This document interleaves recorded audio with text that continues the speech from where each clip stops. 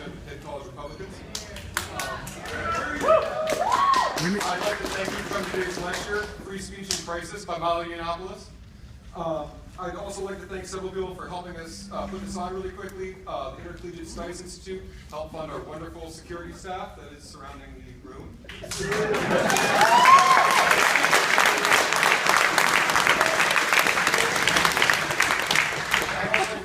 Mrs. Chornick in the Olympic Union office. She helped us get through all the paperwork that went into this. It was a really big hassle, but we managed to get it through in the end.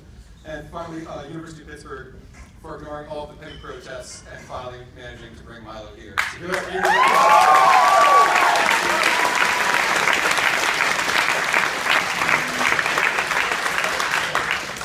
I would like to clarify that this is a free speech event. There will be a brief talk by Milo, followed by a Q&A session. During the Q&A session, anyone is welcome to speak. We'll be walking around with 2 microphones, and we'll just be handing it off, holding up to people. They can ask a question to Milo, and you can say or ask whatever you like. However, any heckles or outbursts during the actual presentation will not be tolerated. You will be escorted out of the room, and the Pitt College Republicans will personally donate $5 to Milo Yiannopoulos' privilege grant.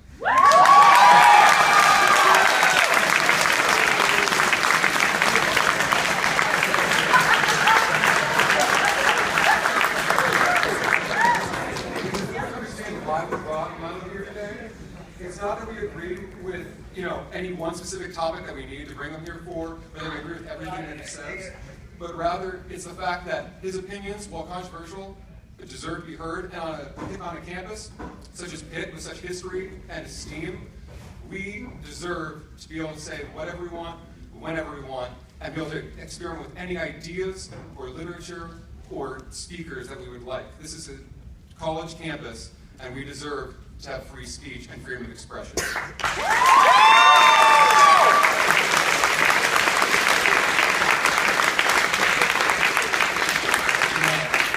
Without further ado, Milo Yiannopoulos.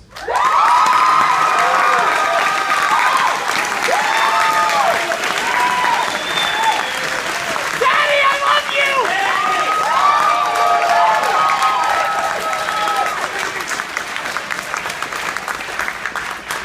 So good morning, I'm here.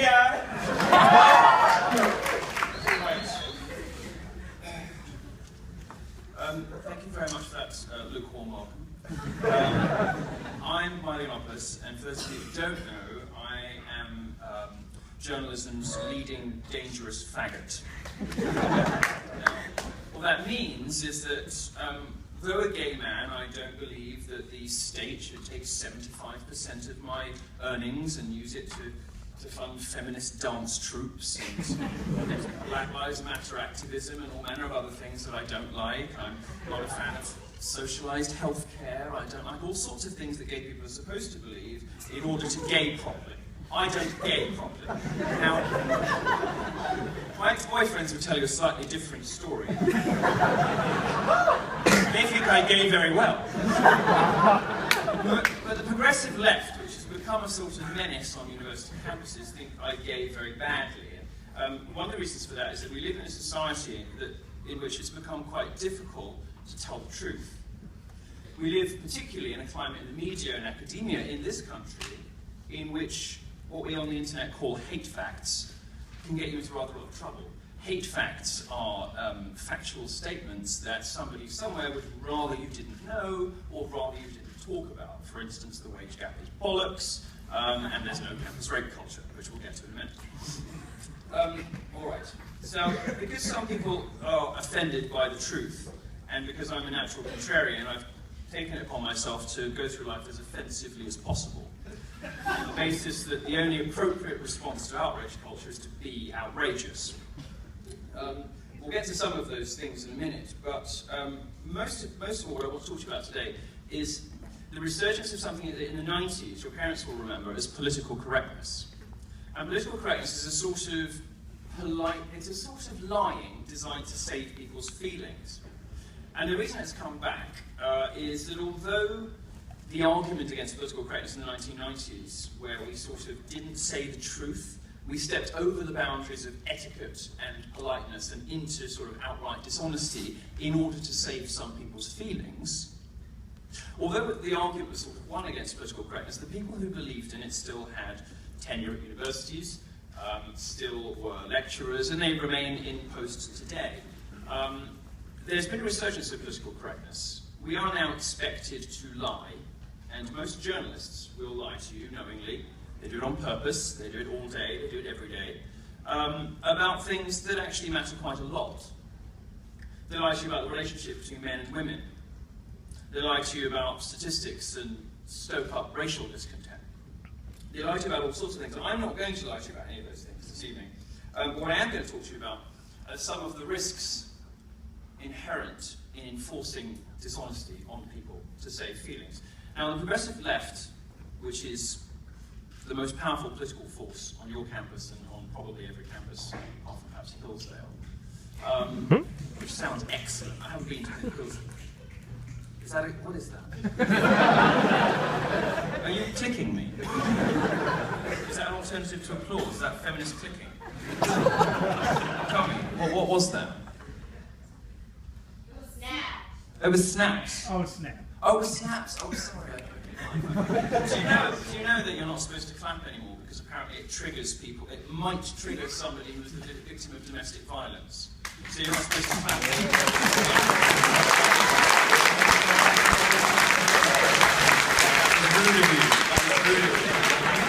Some of you will know, if you have an internet connection, that I have concocted a range of alternatives to clapping, specifically for feminist conferences.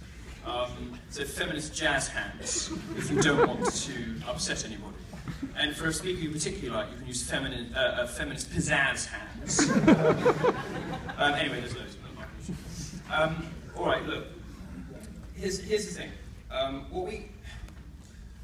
What we're running up against in universities is a climate in which telling certain facts has become dangerous. And the climate that's on American universities, and in Canadian universities, and in British universities is spreading outside the academy into the media, because nobody has ever told these people no, and even into the legal system. Has anyone here heard of a man called Gregory Allen Elliott? Yes. Yep. Well-educated people have heard of this man. This man was put on criminal trial in Canada for disagreeing with and mocking feminists on the internet. And that was really the extent of his crimes.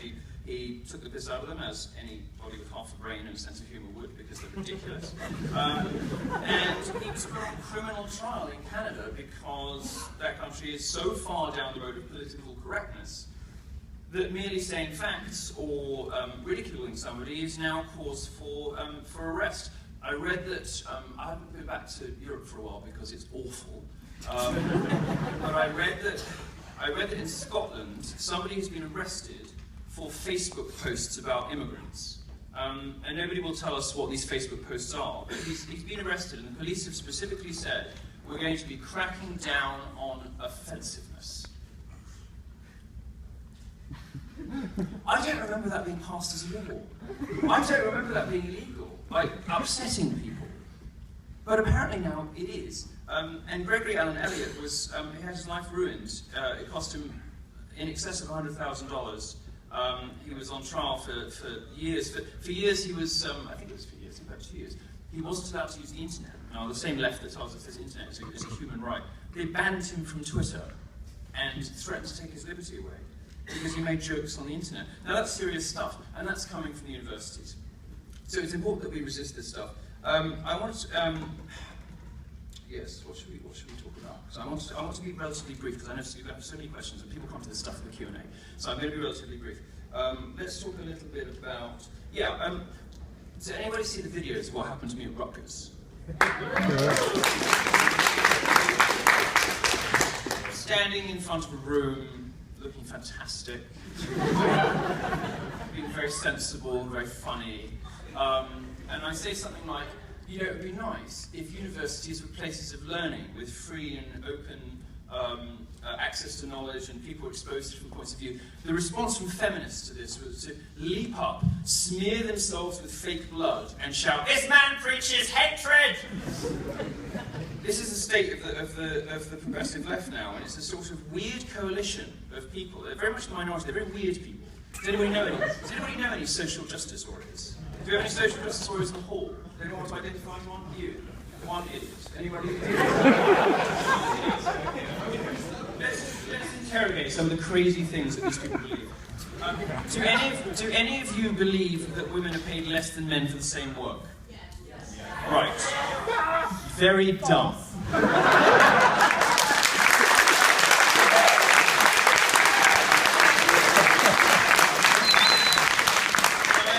Why you believe that. You're told it by the media, you're told it by your professors. It is the sort of socially appropriate thing to say. And you are the media. Who wants to be the guy who... 2, 4, 6, 8, stop. That's 15.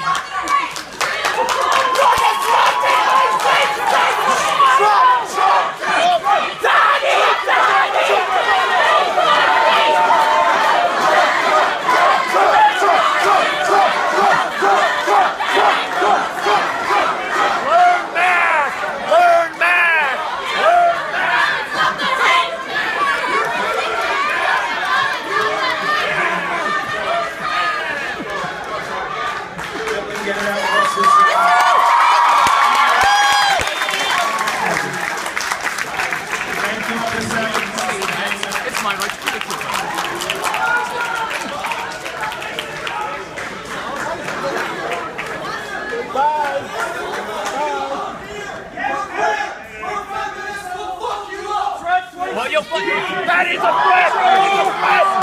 Arrest them! They threaten me!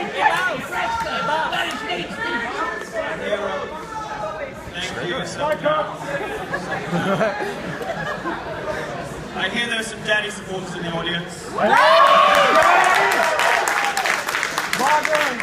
See all these things, truth and justice always prevails. Daddy supporters are always louder and more brilliant. Particularly strong contingent here. So what I was going to say before they made a fuss and left, because of course that's what you do when you don't have arguments, rather than running the danger of sticking around for the Q&A where I might ask you questions back, by far the best thing to do is to chant and be an idiot and wander out. So I noticed as soon as I ask questions of the people in the audience, they start to leave quite quickly. All right, let's jump onto a few things. I mean, why am I considered dangerous? Well, I don't say very nice things about lesbians. But I like to think that most of the things I say about lesbians, aside from the sort of pleasure cruises and cat piss and knitting needles, all of which are horrible generalizations, which I should be ashamed of, most of the things I say actually are in support of women. I don't want women to get drawn into lesbianism, and that is of course how lesbianism works, but women have a much more malleable sexuality than men do. They're much more likely to have relationships with women, relationships with men. I don't want to get drawn into lesbianism for a variety of reasons. The lesbian obesity epidemic is one of them. The federal government spent $3 million last year working out why you're all so fat. I mean, they spend the money on these things, not me. There's, of course, the domestic violence epidemic. Do you know about this? Lesbian domestic violence epidemic. I wrote about it very sensitively last year in a column titled Attack of the Killer Dykes. They beat the shit out of each other. And, of course, the last thing, and this is something we should talk about in the Q&A, campus rape culture. There is only one respect in which there is a serious culture of rape on campuses, and I've sort of given you the answer already, but you know what it is? It's lesbians. When you look at the Department of Justice statistics, you see people like me actually look at numbers rather than just say we're offended or apply, sort of appeal to grievance culture or some other sort of bollocks to make ourselves feel better, to make other people feel bad.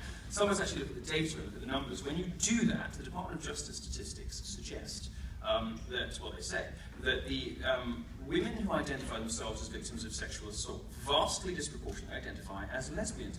Now, there's only two explanations for this. One is that straight men are specifically going out and seeking lesbians to sexually abuse, which seems unlikely given how they look. The other explanation is that lesbians are raping each other at almost unprecedented rates, at rates similar to the Congo, where rape is used as a weapon of war. And I'll recycle a joke from earlier because it was great. It suggests that the only consent that lesbians are familiar with is co-signing at the Subaru dealership.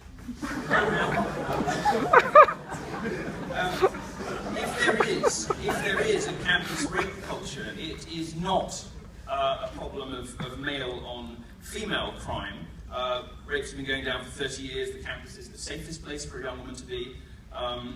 It's a lesbian. Anyway, you're not supposed to talk about this stuff. It's not nice. It's not polite. But if you don't talk about it, you can't fix it. Now, in the ignorance of the left, well, actually, no, I was saying, let's talk about lesbians, we should go to feminism. Feminism is mental. It has gone completely mad. We should be very proud in the West of having given women full and equal access to our institutions, to places of learning, to the workforce. And of course, women do get paid the same when they go to the workforce. We should be very proud of our accomplishments because most of the world hasn't done that. Could I get some water? Sorry. Most of the world hasn't done that. But feminists would like you to believe that there is a sort of sinister patriarchal superstructure sitting atop of society designed to keep women down. Well, it simply isn't true. The numbers don't bear it out, the college admissions don't bear it out, the biases towards women don't bear it out. Oh no. What is this? If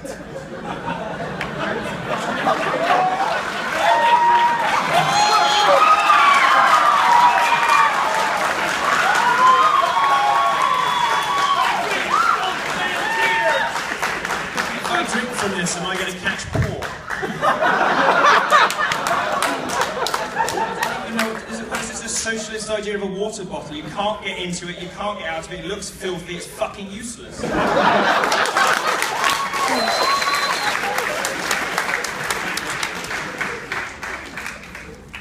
Thanks, cunt.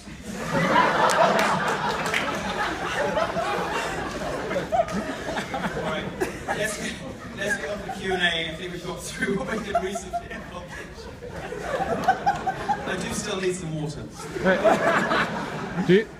This is opened if you want it. I've been drinking it. Very nice. Let's get on to the Q&A. The one thing I would say is this. The reason I'm thinking so much... I've read out, but I'm a Republican, so... It's fine. I don't care if you're diseased. I quite like AIDS. All that attention and weight loss sound fantastic.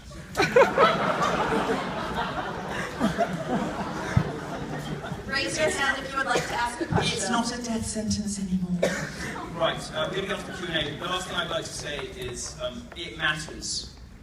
Free speech matters because you are an institution of learning. Free speech matters because you are routinely being denied the opportunity to hear other arguments. If you're a student in almost any university in this country, you will have a massed ranks of professors up against you who really aren't interested in other points of view. They're not interested in conservatism, but this isn't even about left and right, because there is a new political realignment happening at the moment, and I find it very fascinating, and it is represented by Trump and that man.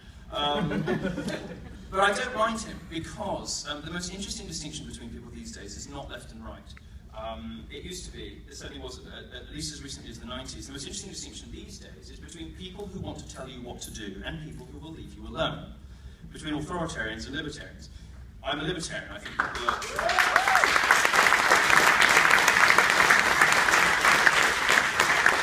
I believe that the world works best when we are left to our devices. I don't think the world works well when feminists are telling us what movies we can watch, when socialist activists are telling us which books are problematic, which video games you're allowed to play. I think the world works best when people have full, free, open access to everything that has been thought and said. I believe that the world works best when the power is with you, and not with unelected, unaccountable, well-meaning, middle-class, well-fed wankers who think that their own artistic and moral preferences shouldn't just be advertised, but should be enforced on you. I don't believe in these things. And the problem of political correctness is an outgrowth of a belief that it is somehow justified to police what other people consume. We had some idiot protesters here today, and they always are here, and I did a rough head count, and I think they've earned about $100 for the privilege grant. I'm going to double that and give $200 to Trump as well.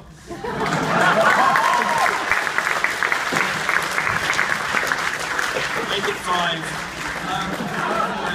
It's the thing, when you have a fact-based career, you earn a lot more money.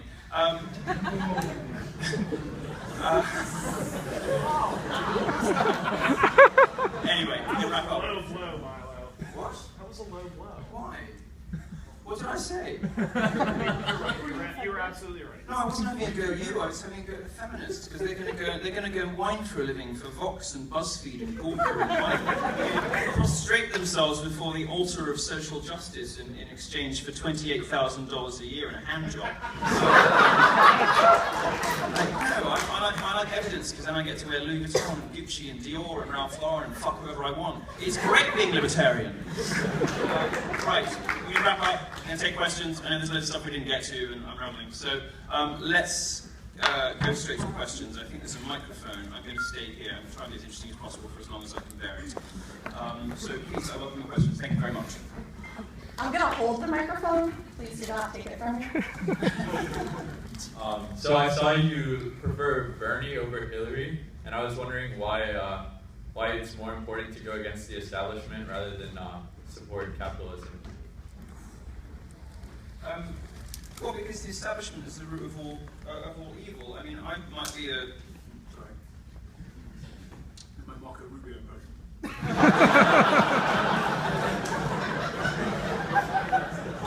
You see Daddy, by the way, so Rubio's all like, in the debate. And Trump the next day just comes up on stage, pours a bottle of water out and says, look, it's Rubio! All right. I don't mind too much which kind of establishment people hate, because I hate all of them.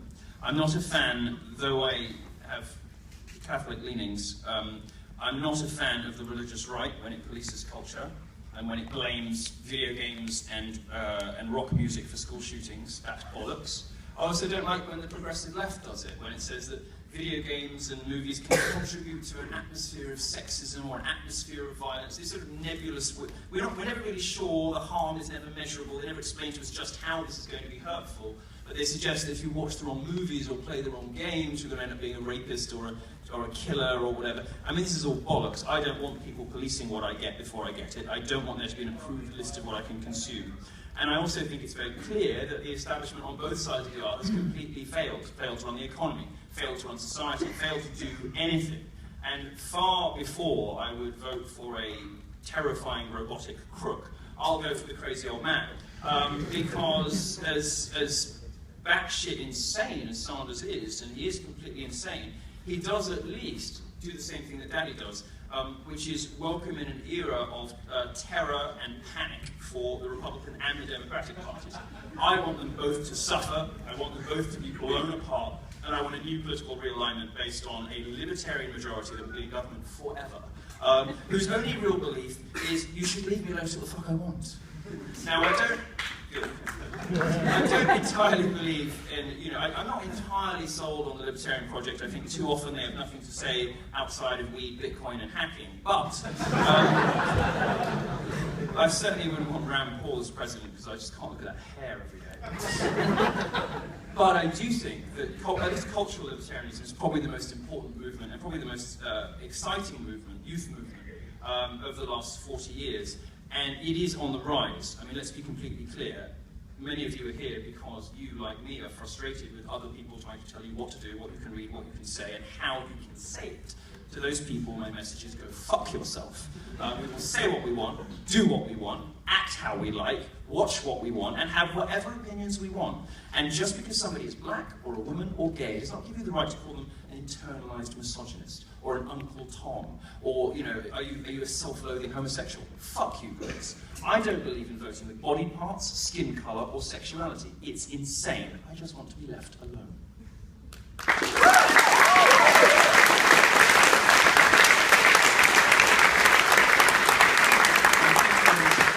think the establishment on both sides perpetuates these problems where people are expected to vote with some aspect of their biography. Let's get another question. We have a question right here.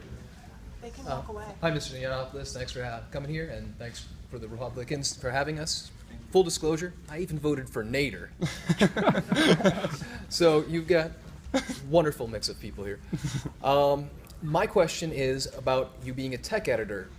What's going on in the tech industry right now? R just had one of its variables changed because it was an integer that gave the head of a queue to another object. And PHP has a code of conduct. Wait, it was removed because it gave head to the wrong person. Yes, I give head. It was called I give head. I was thrown out of scouts for the same reason. Yeah. So there was a. That's a bug report. That's a bug report. Code of conduct in PHP, but you know. Yeah. What are the alternatives on top of that? When you, what can we do? The tech industry is an industry of STEM and business graduates that is reported on and talked about by social science and literature graduates with predictably horrific consequences. Most technology journalists are better able to read tea leaves than a balance sheet. They don't understand about business, they don't understand about technology. What they want to do is advertise their own moral virtue, tell you what good people they are. They don't really understand the technology that they're reporting on.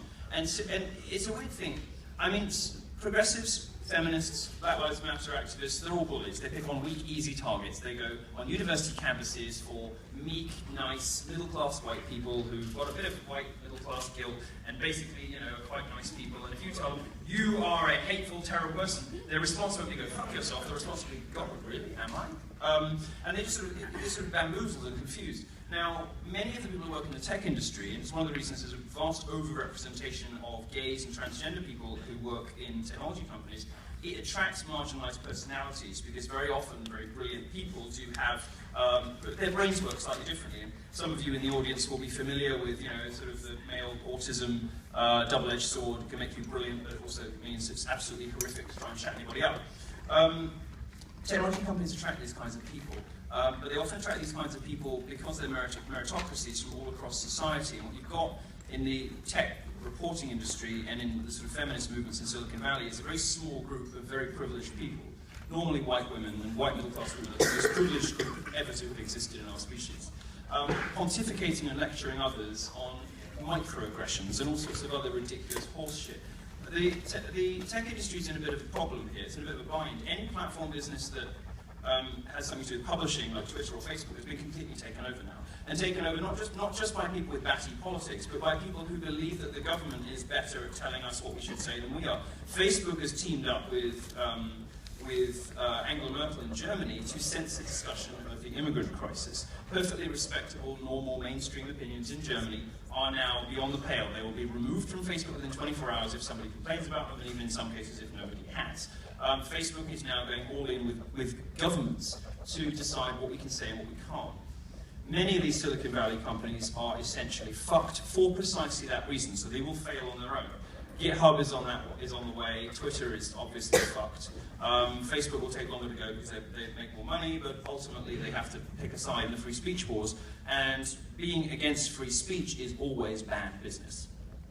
Next question.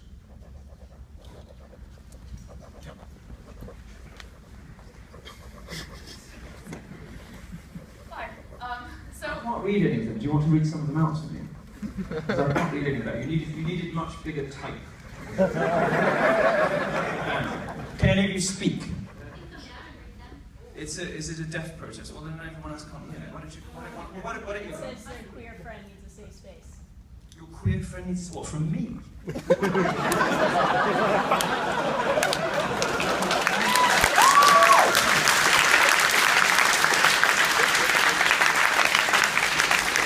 Take a moment to tell you how ridiculous you are. There's no such thing as dangerous speech. Opinions that differ from yours do not represent a threat to student safety. If you are such a delicate wallflower that you cannot cope with a gay person who has a different political opinion from you, you should just drop out because you're going to make nothing of your life.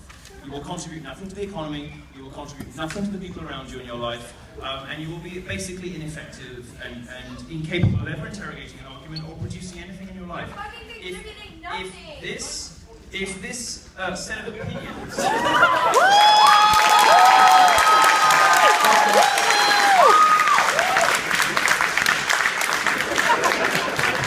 I'll go along with that. Madam, fuck your safe space. It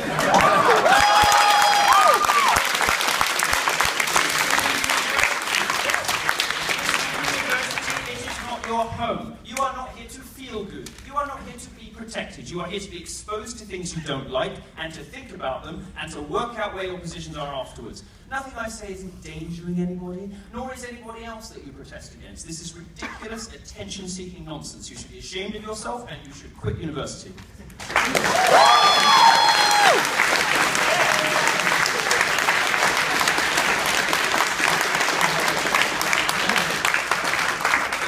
ones were literate. There's no evidence the previous ones were, and they are at least quiet enough that they are avoiding giving any more money to my privilege grants. So we'll leave them over in the corner to fester. I'm sorry, can we return to the question? Hi, so I want to preface this with two quick things. First of all, I also like facts, so I'm looking for a factual answer to a claim you made previously, which I happen to agree with.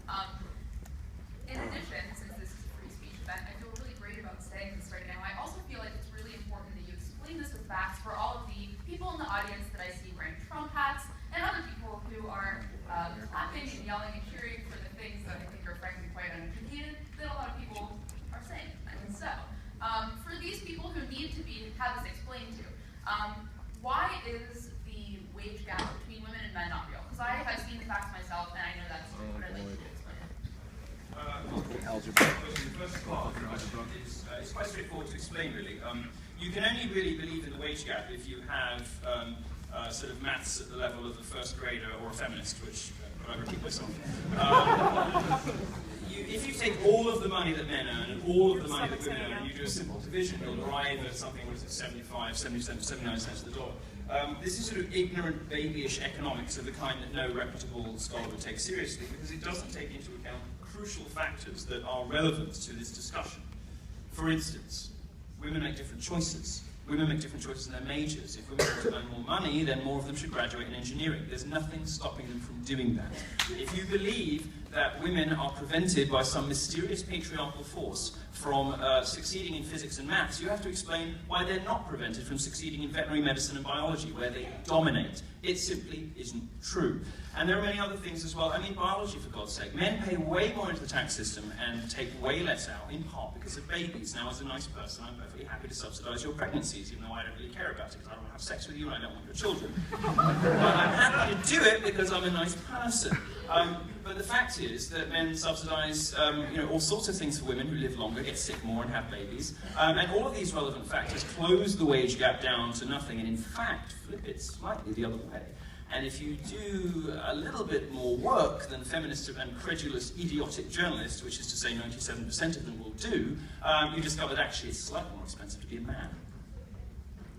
Was there a second half of your question?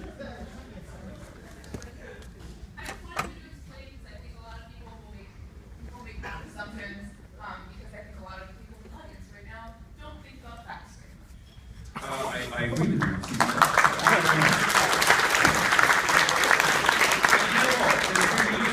Because the pendulum has swung so far in the other direction that if you are a STEM graduate, if you pull your finger out and, as Christina Hoff Summers would put it, change your major from feminist dance therapy to engineering, you will discover that there is a 2-to-1 advantage just for being a girl when you go to get jobs, when you apply in STEM, in academic STEM fields. You want to be a professor, you are twice as likely to get the job just because you've got tits. Great news. I would encourage everyone in the audience to change their major to engineering, philosophy, astrophysics. The ball is in your court, ladies. If you want to earn more money, the power is yours.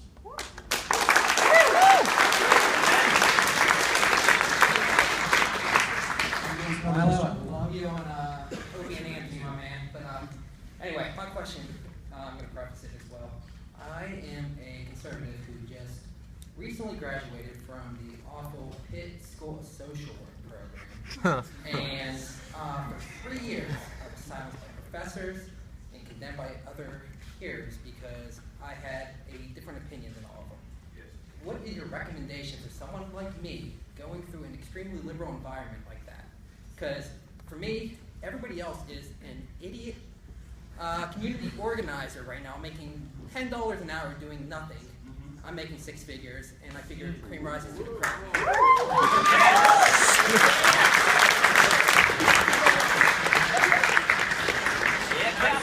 You have sort of answered your own question, because of course the best revenge is your own success.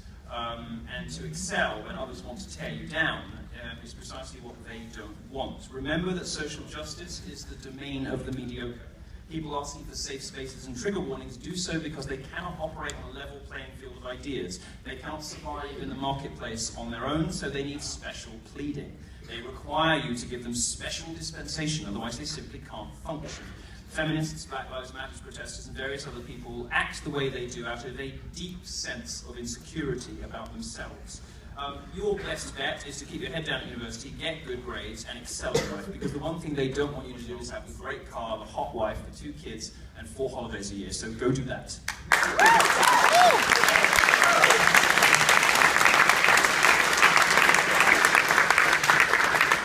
Sounds like you are, so well done. Thank you, sir. Thank you for the question. Hi, Daddy. Hi, Daddy. How are you? Everybody's daddy to someone. Many people are daddy to me. Last night, Lady Gaga, who has made her fortune off of pandering to homosexuals and feminists, 80 million people saying 1 in 5 women will be raped on a college campus. Can you elaborate on how much bullshit that is, please?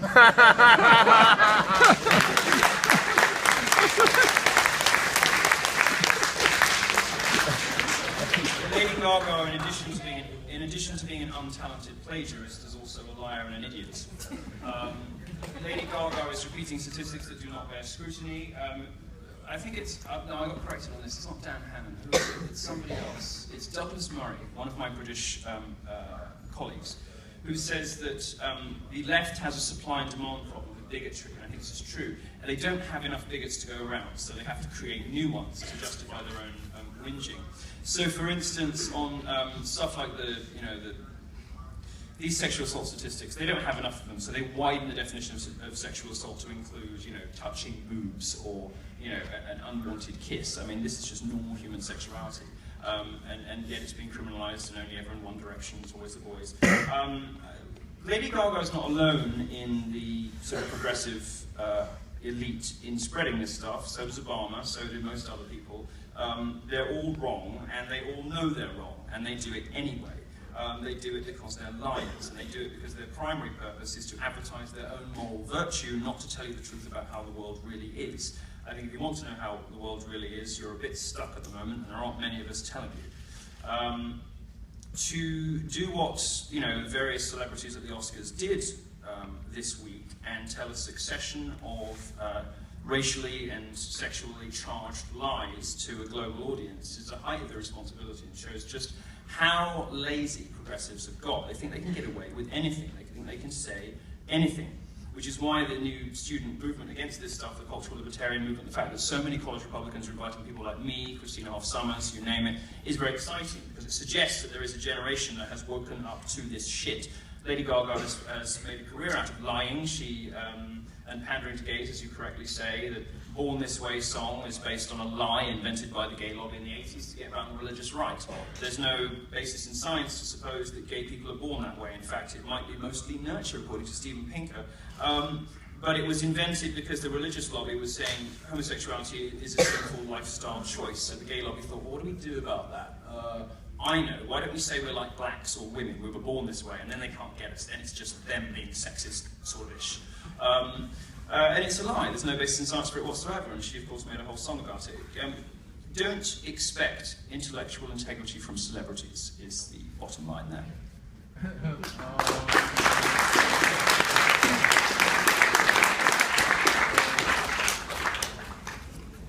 Anybody else?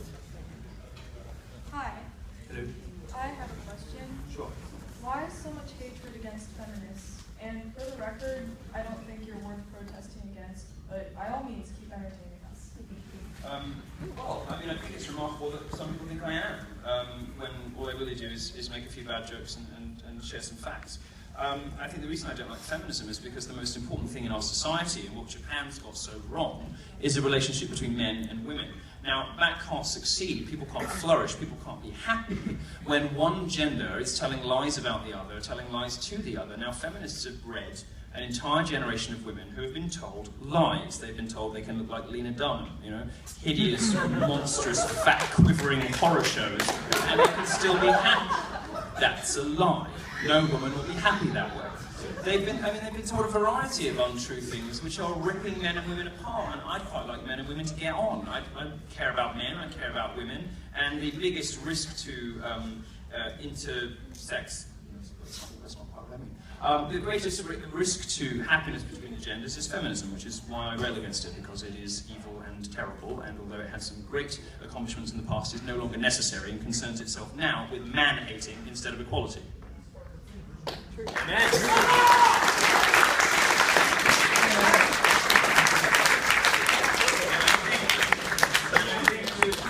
of hatred toward feminism as one guy who dares to stand up against the marauding hordes of paradents is a bit rich when you consider that progressive publications don't just tolerate but applaud women saying things like "kill all white men," "I bathe in male tears," "masculinity so fragile." This stuff is appalling, thinly veiled misandry. And to accuse one gay guy who, because he doesn't want to fuck women anyway, has got license to call them out on their bullshit as being hateful, frankly, madam, is a bit rich.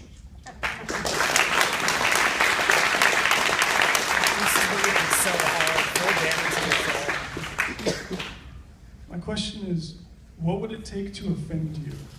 That guy nearly did it with the Bernie mob.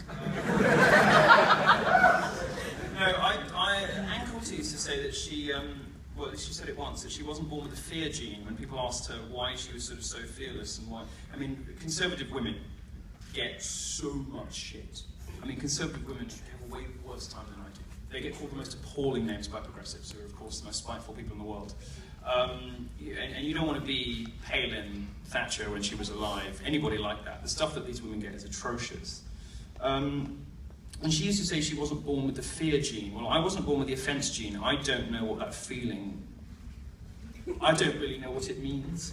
When somebody says I'm offended, I just sort of glaze over. It's a sort of meaningless expression. I just interpret it as a slimy debate tactic designed to pull you away from the facts. That's all I know it means.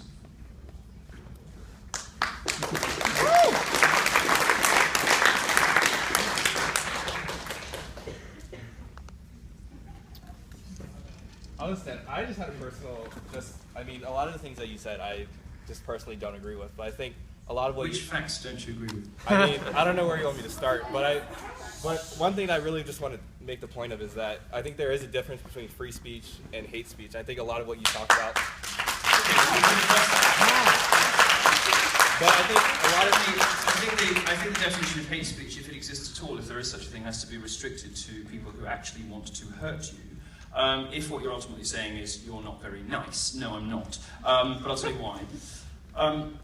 Free speech is all very well and good, but mediocre opinions are sort of irrelevant. They don't change the discussion. It is specifically offensive speech that is an engine of progress, and not just of progress, but of progressive progress. It is offensive speech, speech that offends the establishment, speech that offends people in power, that got gay marriage, the vote for women, ended slavery.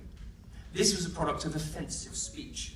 And if, the worst that you have is some gay guy saying he doesn't like feminism, it doesn't seem to me like you have much of a problem on your hands.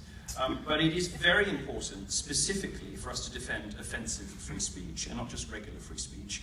Because in those countries where you are allowed to say what you want to who you want, and in particular about, as you see at the establishment, we don't kill each other over politics. In those countries where people are scared to say what they mean, and scared to share facts, and scared to speak out and speak up, people kill each other over politics. We don't do that in America because you have people like me being dickheads on stage. And that's the function that we perform in a free speech society. It's very important that we do. Yeah!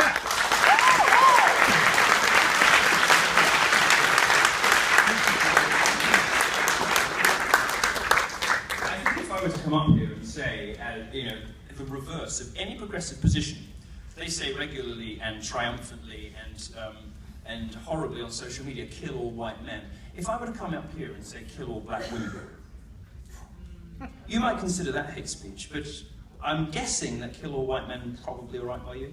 I would have the hate speech bar way higher than either of those statements because they're obviously just idiotic phrases spoken by morons. But if you're going to show up to a lecture accusing somebody of hate speech, you better have an example, sir.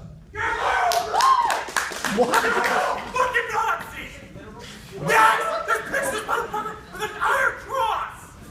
You should worry more about what you're wearing than what Milo's saying! Trump! Trump! Trump! Trump! Trump! Trump! Trump! Trump!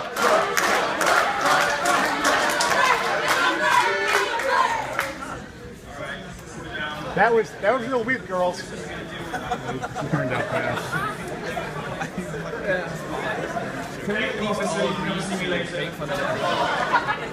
Oh, I think that's another $100 for Trump, isn't it?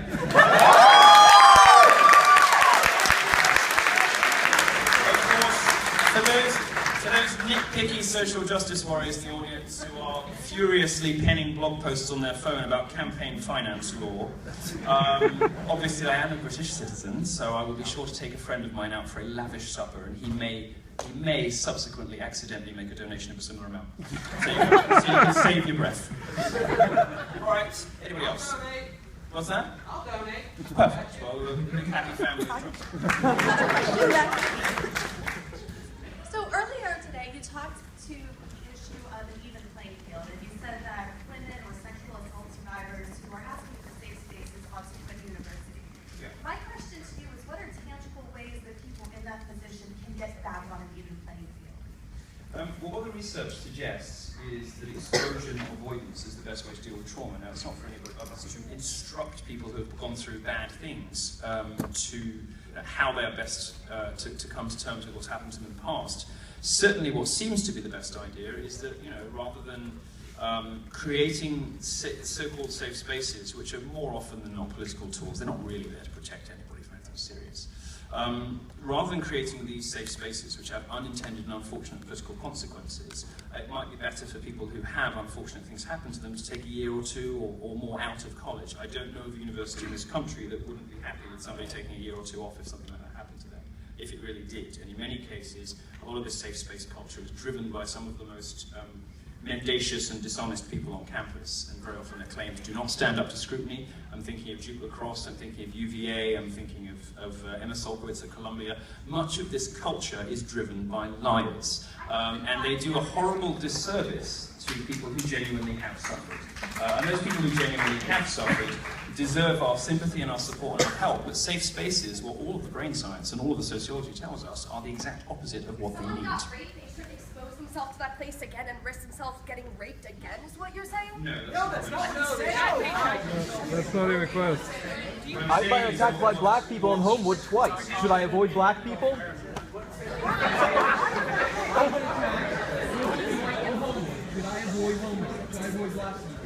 That's the sort of brilliantly incisive interpretation of a perfectly plain statement you can expect from the progressive left. Any more questions? You're a disease to society. That's not a question.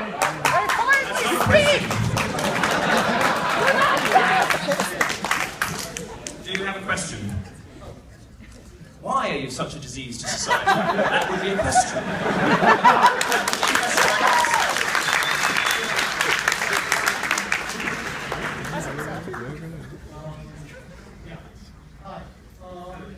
I have to do this quickly for my friends back home. The douche canoes say hello and thank you to our fearless leader. Now, I have a really interesting question because you haven't touched on this at all, but yet, from a little bit of background, I've been following you for about 3 to 4 years now, ever since you first started. Not like that. I don't shoot that way. Sort of following. But I think if looks could kill, you'd probably be, 6 feet under by now. Anyways, I know that you are a diehard Catholic, which really interests me, because I'm quite religious myself. I believe in God and am a Catholic myself. What sort of geared you to stay in touch with the Catholic Church, even though you encountered a bunch of hate from the progressive left?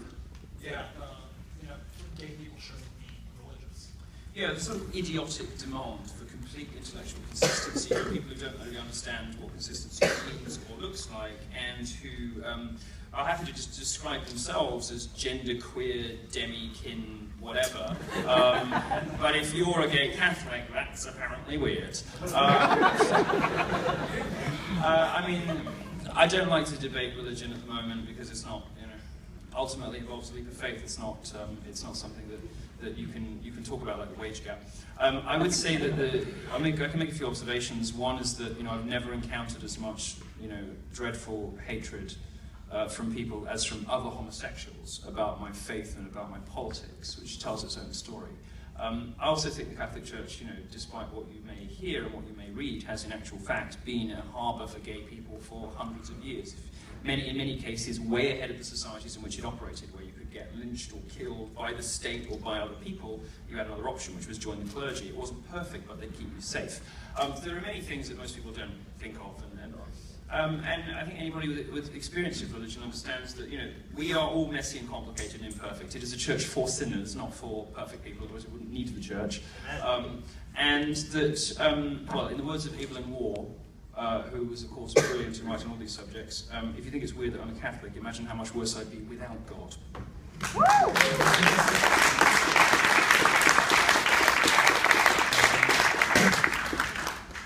Hello. Yeah.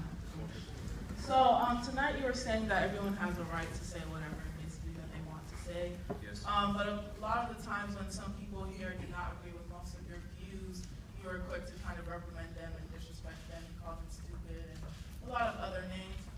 Why do you think that it's okay for you to do that, and it's kind of not okay for us to have an opinion that is basically the opposite of yours without you giving input back? So you want to be able to have a wrong opinion and not be contradicted?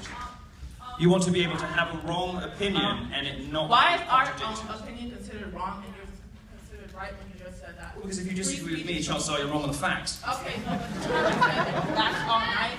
I haven't heard any numbers from you except for, oh, I'm going to donate $200, $500 to the whatever fund that you're trying to have.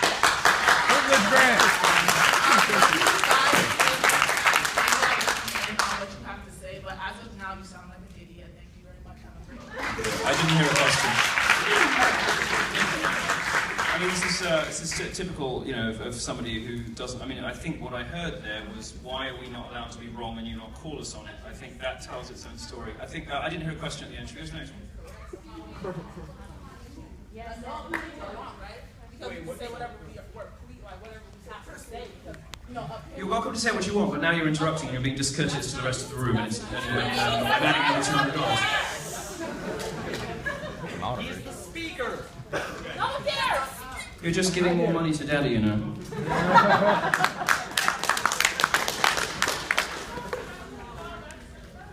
Alright, I can't hear any of that babble. Should we move on? Yes, Milo. Hey.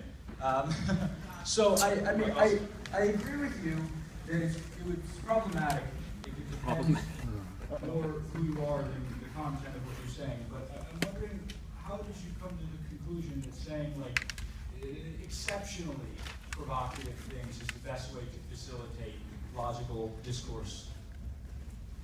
Yeah, that's a question. Well, I'm not the only person in the world, and many people play different roles in whether it's the free speech movement, the cultural libertarian movement.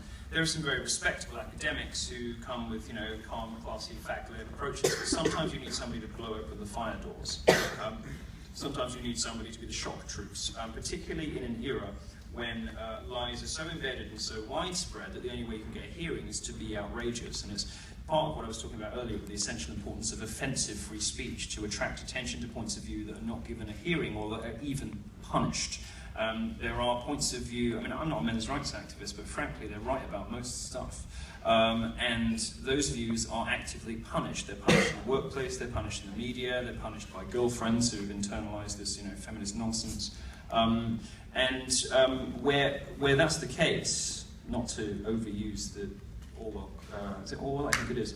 You know, in times of universal deceit, telling the truth is a revolutionary act. I wouldn't compliment myself by calling myself a revolutionary. I'm effectively a glorified shitposter. I'm just a lot smarter than that. But sometimes you need that, particularly when everybody else is lying.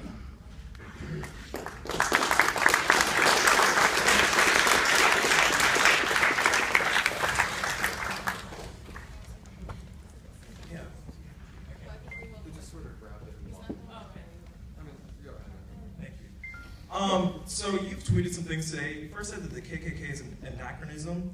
I looked up some facts because that's what people do. And there are 5,000, 8,000 active members. There's the Andrew Show, targeted at children, which is actively recruiting children.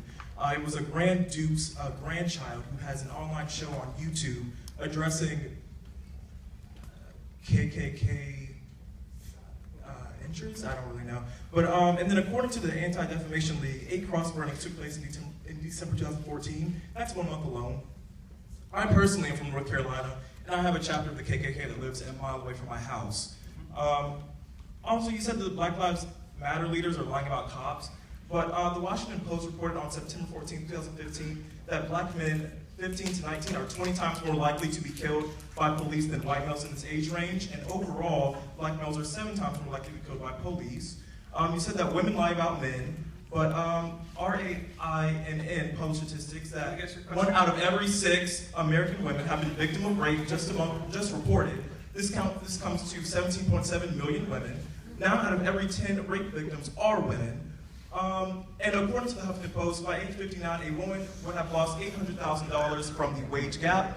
Women are more likely to earn a college degree, but 59% more likely to earn a low wage. I just have a question about why are you not addressing actual facts? Where are your actual numbers?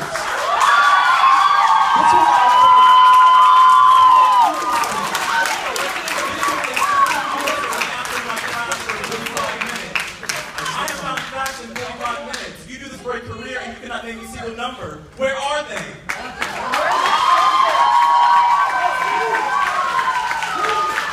Where are your sources?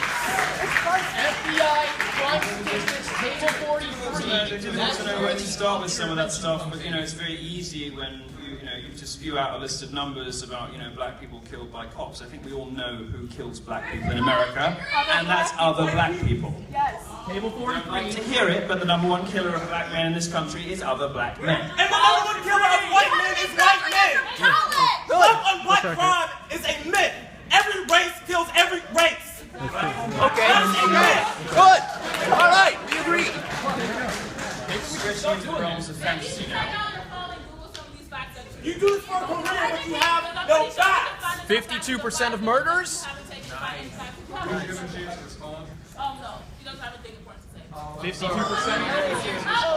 If you want to talk about statistics, you can talk about the fact that although blacks only make up 12% of the population, they're over half of murderers. I mean, there are lots of unpleasant things that you can sort of spew out. Have you addressed these things? Right, we've always got conspiracy theories to explain it. No, you have not. You have no common sense, and you think because people are agreeing with you and yelling and talking with you, these are your fellow imbeciles, okay? Let me address one thing. Let me address one thing, so I can tell that you're not going to be satisfied by us drilling down any particular issue.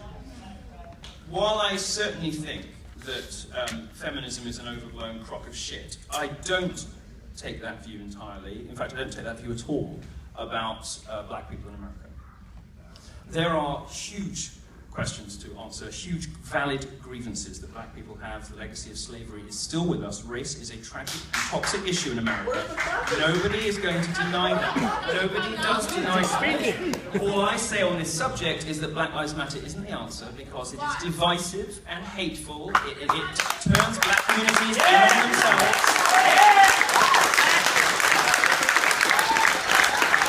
Prefers to yell and discuss. The ultimate effect of Black Lives Matter is black communities in flames. That is what Black Lives Matter produces. What are the other things that Black Lives Matter wants? Well, it wants segregated dorms. So did the KKK. It stokes racial tensions and hatred. So does the KKK. Many things that Black Lives Matter want look remarkably like the KKK. Why? Because it is ultimately a black supremacist movement, not an equality movement. And it has that foreign problem with feminism. It's not about equality.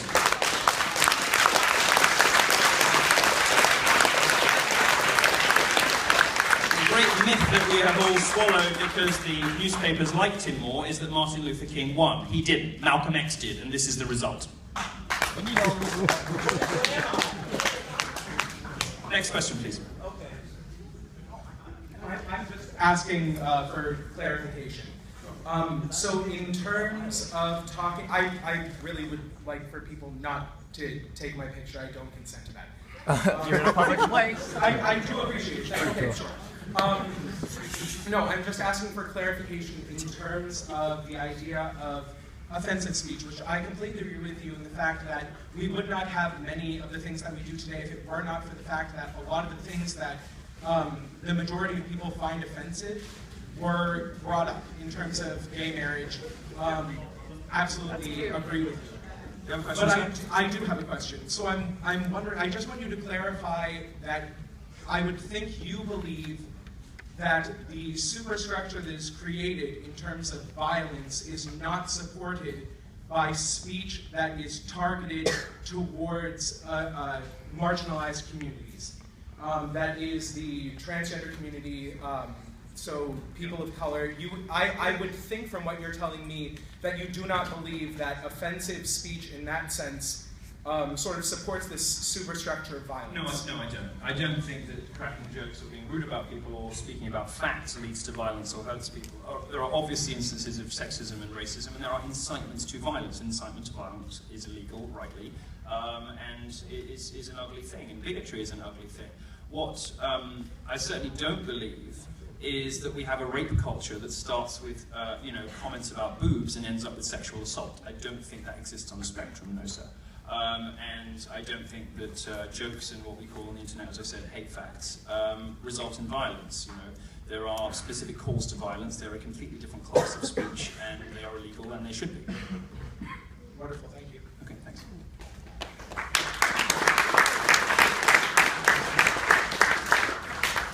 I have another question for you over here. Sorry, I don't have my spectacles on. Hello. I just have one very simple question for you. Yes. You spoke a lot tonight about free speech, and I'd just like you to recite the exceptions to free speech that are not covered by the First Amendment. And I wonder if you would consider all that you've said tonight as fighting words that would incite violence. If anything you said tonight, you would consider it as such, because that is not covered. No, But who's fighting? Who's fighting? Fighting words, There's no and I would like to quote, are defined as insults of the kind likely to provoke a physical fight. You mean like that one guy back there did? Through general commentary on political, religious, or social matters. These may not be punished, but from what I've heard here tonight, a lot of these words are hateful. And though you may say that these actions or these words that people are saying do not correct these actions, they do certainly have an effect. So I'd like to know, do you think you're speaking fighting words? Do you think the speech you're using right now are considered fighting words? No, I don't think there's such a thing as fighting words. Can you explain to me why that's so? Yes, because I don't see any causal link between. Sorry. You're taking away our free speech.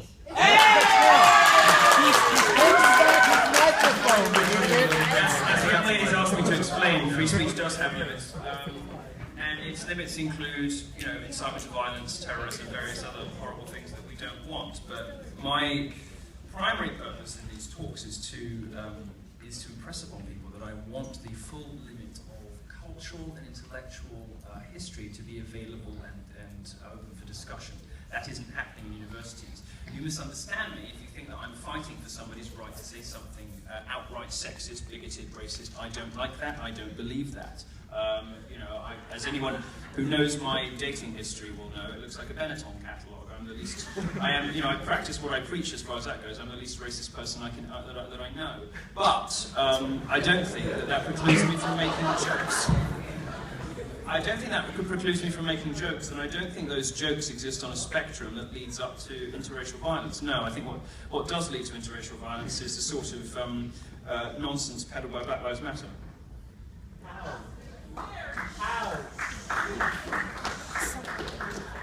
Time to do a couple more questions, I think. Thank you, Mr. Yiannopoulos, for coming in. And first off, I'm going to graduate from law school in May, taking the bar exam in July. And free speech, as described by the people here today, is not free speech. Hate speech is a type of free speech. We may not like it, but we use it. Must be protected repeatedly by the Supreme Court. Yes, absolutely. And my question for you is, throughout the historical lens, we think of feminism with some very great accomplishments through Elizabeth Cady Stanton and Susan B. Anthony. Today, that is obviously not the case. So what would you define to be feminism as of 2016? Well, feminism, in its most respectable forms, has all but died. It's been replaced by an ugly, sexist, misandrist, lesbianic sort of grievance mongering. That doesn't really have anything to do with equality, and it's more really just about hating men, but it's also part of a more general and very bizarre, self-loathing, middle-class, white progressive nexus that, which is why you often hear this sort of kill all white men, not just kill all men. It basically stems from a particular slice of the population, the kinds of people who work at, in newspapers and in universities, who, are sort of imbued with this colonial guilt crap. The rest of the world is fucking lucky we were there, frankly.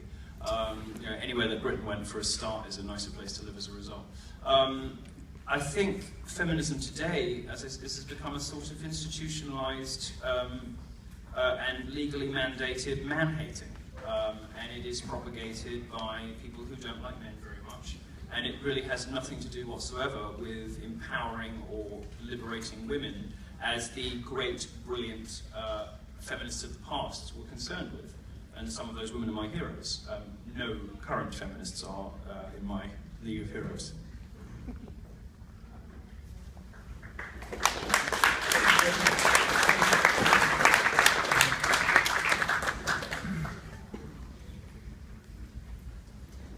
Okay, so earlier you pointed out a lot of bullshit facts comparing the KKK to black people for some reason, and I wanted to black people. So yes, to melanated people.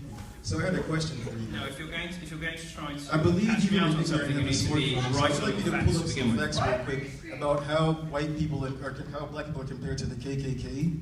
You mentioned how black people needed a safe space, which was obviously to prevent them from harm from the white people. You've also tonight have liked to mention and promote white males as some type of targeted audience, when in fact white people have dominated the world since the beginning of history. Well, we invented all the good shit. Well, actually, most of black people Stop appropriating our electricity! I mean, if you don't like white people so much, can I have your iPhone, please? I actually don't use an iPhone, but thank you very much. But for instance, I like to bring up the slavery fact that blacks built America pretty much. So I don't disagree with you on that, sir. I don't disagree with you that there's a race problem in America. I don't disagree with you that black people are owed something. I think they are. I'm just not sure that Black Lives Matter is the answer. It seems to me to be very destructive and to hurt black people the most. So what is your disdain with the Black Lives Matter movement? Well, for one, it seems to be run by charlatans. For two, I'm very suspicious about where a lot of its funding comes from. And three, I've seen the results of it. They want segregation. It ends with black communities in flames. The results of Black Lives Matter are there for all to see. They're a disaster. All right, one more question. You talk about how the Black Lives Matter movement is run by charlatans, but yet you promote Donald Trump. What's up with that? You want to compare? I mean, look at some of the social justice's favourite black figureheads in America. Well, two of them are white for a start: Rachel Dolezal and Sean King. I mean, Sean King, one of the leaders of the Black Lives Matter movement, isn't even black. He lied about his own race for decades. You've got these weirdos who are funded by George Soros who show up in new cities to stoke dissent, lying about cops, stoking problems that end up with black people just burning their own cities. I mean, this stuff is horrible. It takes such a degree of sociopath to gin up black communities to destroy themselves. I think it's very clear. You look at any of the Black Lives Matter movement leaders.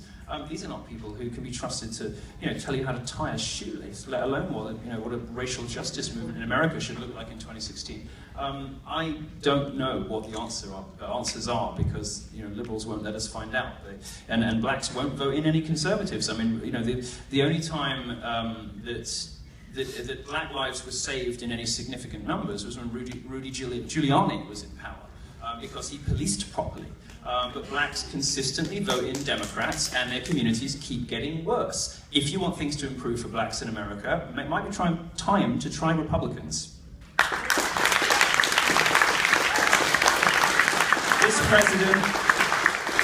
This president has done nothing for you. Racial politics and race in America is far worse than it was 8 years ago. This president has done nothing for you. None of the mayors of the towns that black people elect have done anything for blacks either. It's been a disaster. Try Republicans.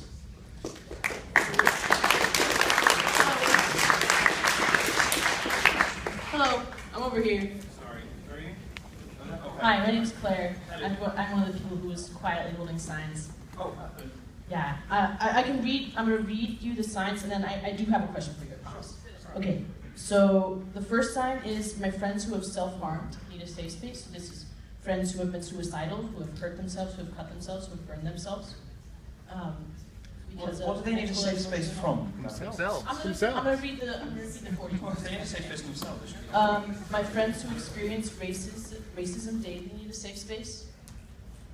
My friends who have survived abuse need a safe space. This can be abuse from parents, from family members, verbal abuse, emotional abuse, sexual abuse. What's the question? I'll get there in a moment. I'm going to ask you to bear with me just for a moment.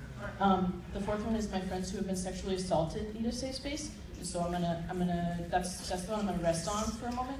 And It's very sinister, isn't it? It's very sinister. Right, these are really tough things. These are really tough topics. So I'd like to rest on that one, and I'd actually like to imagine that you're not speaking to me, but to a woman who the night before has been raped. She's been raped. I've walked her to the emergency room at McGee. She's gotten a rape kit done. I walk her home to her dorm. She is like barely able to speak. She's crying. She can't stay alone in her dorm. She needs someone to stay in her dorm room with her that night. It's an extremely emotional, traumatic experience. I'm not going to assume that you haven't experienced it. I'm not going to assume that a lot of people in this room haven't experienced it. I know people in this room have. And I would love for you to imagine that you are speaking to this woman who has just come home. And I'd like to ask you to tell her why the next day when she walks into class, she doesn't deserve to be warned before being reminded of the event that has just happened to her. She doesn't deserve to have just any basic consideration in that space for what she may have experienced. Yeah, I'm asking you to describe to her face sitting in her dorm room, why she does not deserve that safe space the next day when she walks into class. I will save you the amateur dramatics. I have a vivid imagination, but I'm going to spare you the fantasizing. What I will say is, as a friend, I would be advising her to go home. If you've been raped at college, the last place you should be immediately afterwards is college. I don't. Certainly the rape victims that I've known haven't been in class the next day, and they haven't been in class for quite some time afterwards. The best advice that you can give her is to go home to her family. If she doesn't have a family. Sorry? There is no safe space on campus. The function of this place is not a home. It is not here to provide those services for you. It is here to educate you. And if for whatever reason, whether something good or something bad happens that means that you are not able to be instructed in whatever subject you have been enrolled to study, then you need to take some time out. Now, whether you've had a terrible situation happen to you, or whether you've had something nice happen to you, like you want them, like you want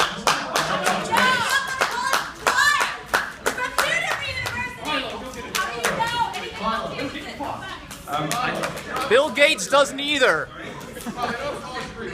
No, I don't. How much money do you make? Yes. A lot.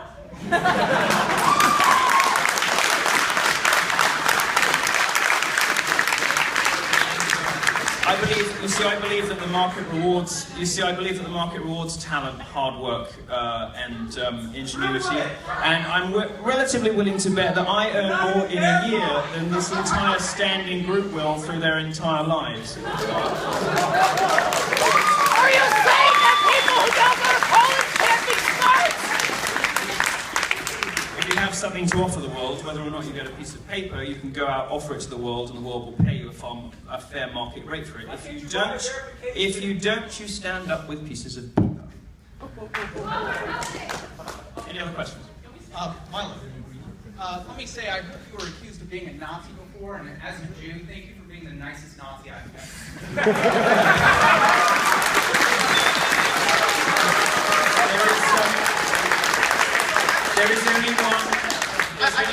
There's only one kind of camp I endorse, and it's what gave me this hair.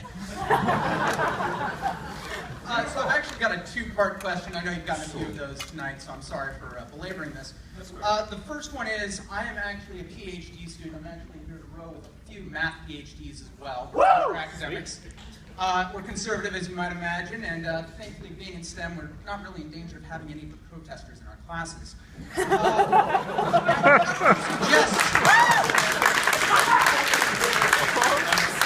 For those of you on this side of the room, he's saying you're dumb. I'm explaining that because you're dumb.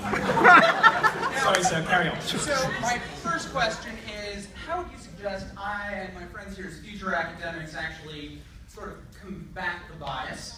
And the second question I have is, I'd like you to imagine for a second somebody who's in this danger. I'm looking up this statistic right now. Now, granted, this is not a causal study, but the number of people who drown by falling into a pool correlates with films Nicolas Cage appeared in. Why do we not all deserve a safe space from Nicolas Cage?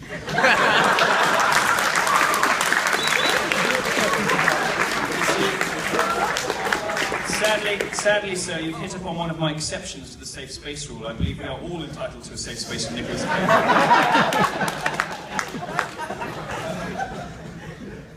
The best thing you can do as academics, well, I think the best thing you can probably do is wait a little bit before getting too bullshit about it. I'll tell you one thing. I've spoken to college Republicans, Young America, the YAL, YAF people. The Fs don't like me very much, they're the Republicans, but the Ls do, they're the Libertarians. The Fs refuse to engage in any of my talks, but the Ls are good. I would say, sir, that there is a revolution brewing, at least. It's not happening yet, but it is brewing on campuses, and it is the most colossal pushback against social justice crap.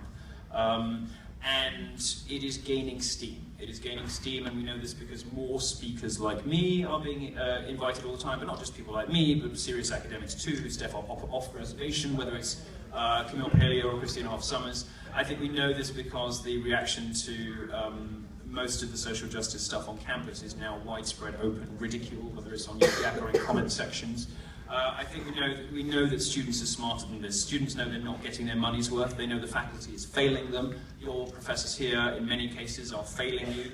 And as young people become increasingly aware of their status as consumers, because they pay so much for this education, they're going to start demanding more and demanding better. And they're also going to start demanding that resources that ought to be spent on their education are not squandered on crybabies demanding trigger warnings.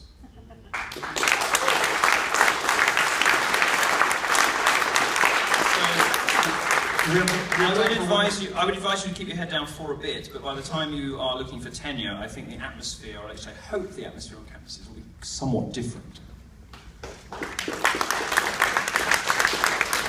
We have time for one more question. I didn't hear that, was I? Okay. No, I'm going to talk because other people aren't talking right now. So, Dave Rubin just started working up with the Gadfather and the Chilean. It's breaking into the mainstream, this revolution that you're talking about, 2016, as the end of the regressive left. Yes, what do we take as precautions to stop ourselves from becoming as mad as the progressives that have come before us? Right, that's a good question. I think what's traditionally gone wrong, whether it's with conservatives or liberals or any other movement, what's traditionally gone wrong is when people get into positions of power, they get lazy. And when you're in power, you don't have a vested interest in free speech. When you're in power, you have a vested interest in shutting free speech down. You want people to say less, not more. When you are trying to fight for a change, you obviously want as many different points of view as possible.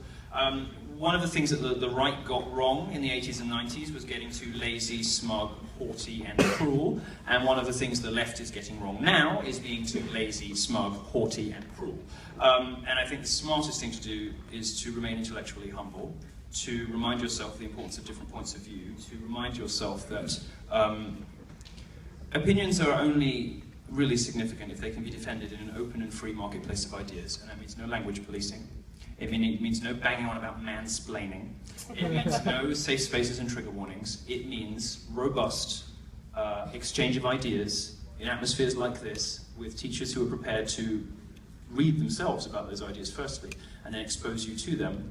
And it means, as an individual who doesn't want to kind of get taken over by craziness, to remind yourself to have respect for the other side. One of the things the left does very badly is have respect for conservatives. They characterize us as evil, as selfish, as bigots, as racist, homophobe, misogynistic, transphobe. These are words they use to shut us up because they don't have an argument.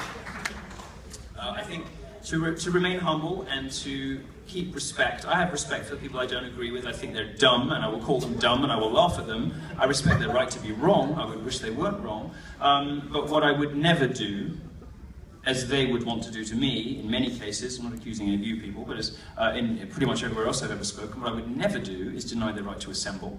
I would never deny their right to use the language they want. I'm perfectly free to criticize it, by the way. I don't like kill all white men, and I'll say so, but I'm not going to put people in prison for saying it. And I'm not going to punish people for saying it. What I would like them to do is obviously be right and be more sensible, but they're entitled to do and say and think as they please. And so long as we respect our intellectual adversaries, and as long as we are clear on that point, I think we will... Does that fill the burn? Well, you see, every bone in my body wants to have me thrown out. But because I'm such a free speech fundamentalist, you are welcome. I think the important thing is for us to respect our adversaries enough to give them the right to shout out ridiculous things like that.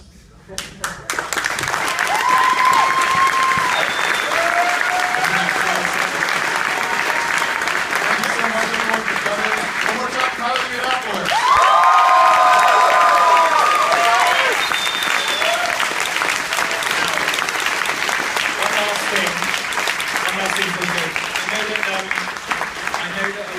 A lot of people are often very nice after these talks and want to come and do photos and say hi, and I would love to get around to everybody, and I will spend as long as it takes, but I'm desperate for a slash. So I'm going to go to the bathroom, and then I'm going to come back, and I'm going to be here afterwards for just at this bit of the stage for anybody who wants to come and say hi. Thank you very much for having me.